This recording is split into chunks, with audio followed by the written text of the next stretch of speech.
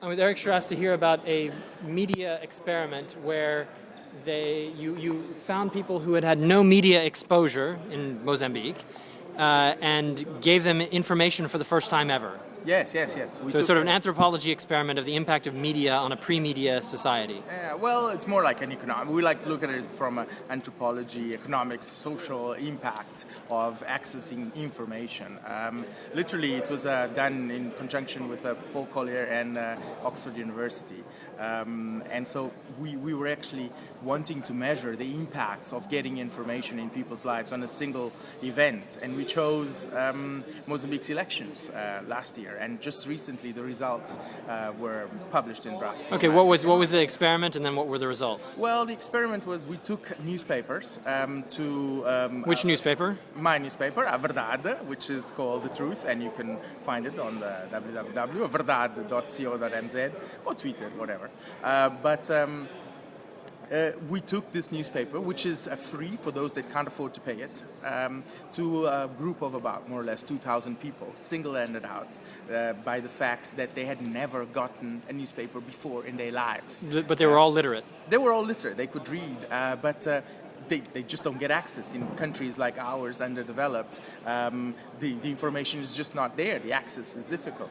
So they got the newspaper, and some other areas didn't. This is in 4 different provinces, 40 districts, a group of about 2,000 people. So it was quite extensive for the period of elections. We ran towards between 4 to 6 weeks a continuous distribution and measured the pre-behavior and the post-behavior of that. And the results were quite unique and quite exciting for us.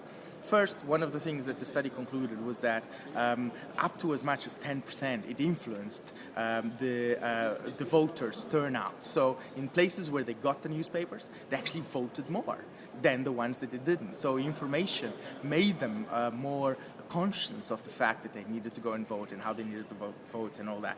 Plus, in those areas, which we were quite happy to hear, was that women voted more. We managed with information to impact more women and to make choices.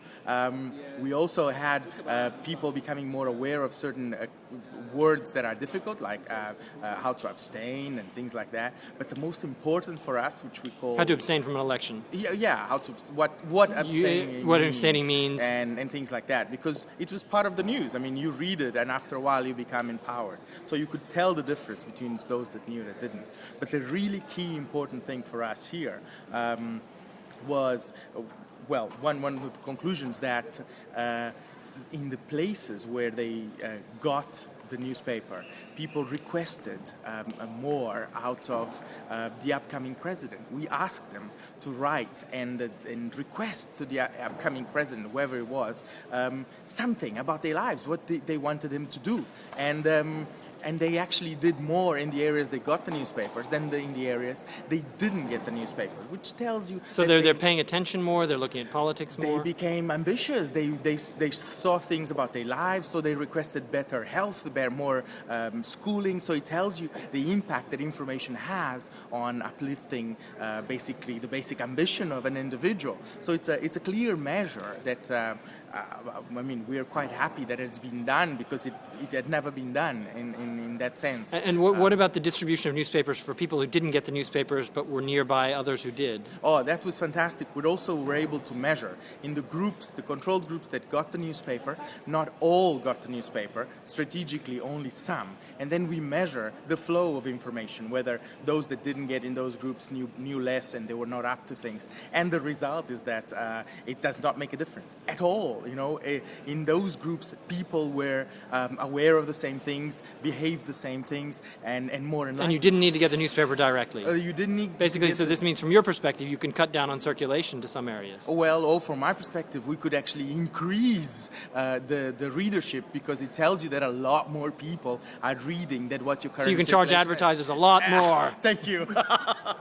That's the thing, yeah. Okay, great. And this is coming out in an academic paper? This is coming out in an academic paper. done, but it's a joint paper by Tufts University, Oxford University, run by Paul Collier, with the participation of A Verdade, which means the truth, and because we are free, we call it The Truth is Priceless. We're also on the web, and just Google it, and there's a few things in English written about it. Okay. Yeah. Excellent. Thank you very much. Super.